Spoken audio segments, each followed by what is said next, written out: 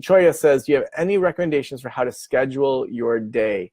Yeah, Choya, I start with scheduling my week. So I look at what does my week need to look like based on the goals that I have for the practice. And so if I know that I need to be hiring someone, or if I know I need to get some blogging done, I look ahead and I say, how am I going to make sure that gets done over the next month? And so if I know every blog post takes me an hour to write, if I know every email for people I don't remember to do it, I'll put that in my schedule ahead of time. So for example, Troya, as you get started, you might want to put in your schedule to repeat that, like the first Thursday of the month for 90 minutes, you send emails to people that you could connect with or refer to, or that could refer to you.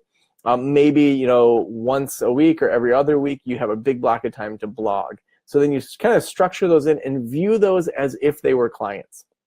Also, if you want to be working 30 hours a week with your practice and you're not doing that yet with the number of clients you have, I would say make sure you're doing the number of hours that you eventually want to be doing. And so if you want to be working 9 to 4:30 every single day, or 9 to 4:30 3 days a week, do that no matter what.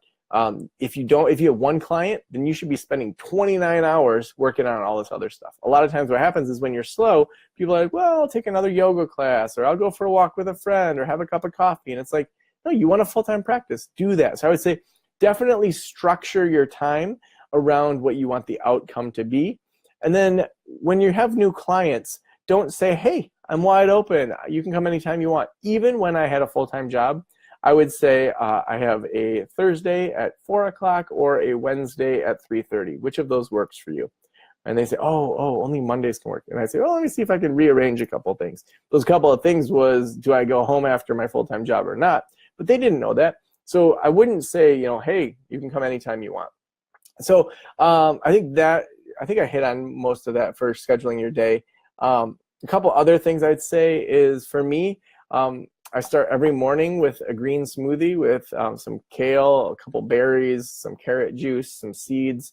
And for me, that helps me just feel like I start with some really good energy, and then I have my cup of coffee. For me, that really works. I feel like then I at least have my veggies for the day. So I start with that. On the way into work, I think about, well, what is it that I need to accomplish today? What's my one or two really big things other than what's on my calendar? And so it might be, that today I need to work on, reaching out to new referral sources. And so I'll make sure that I do that before I check email, because as soon as you get that one email that pisses you off, or you get that one thing that's a crisis, like your day is happening to you instead of you happening to your day. And then I always look for kind of micro moments that I can be working on goals. So if I have someone that's 5 minutes late, I don't just sit around and relax or, peace out. I say, no, I have 5 minutes. I need to work on this. So right before this started, there was a Facebook message to me from one of my consulting clients that was really important. I didn't push that off for later. I made it happen right then, took care of it, made sure that I really got a lot done in a short period of time. And oftentimes, I'll spell something wrong or something, but to take action that's imperfect is so much more important than creating perfect action that takes so much longer.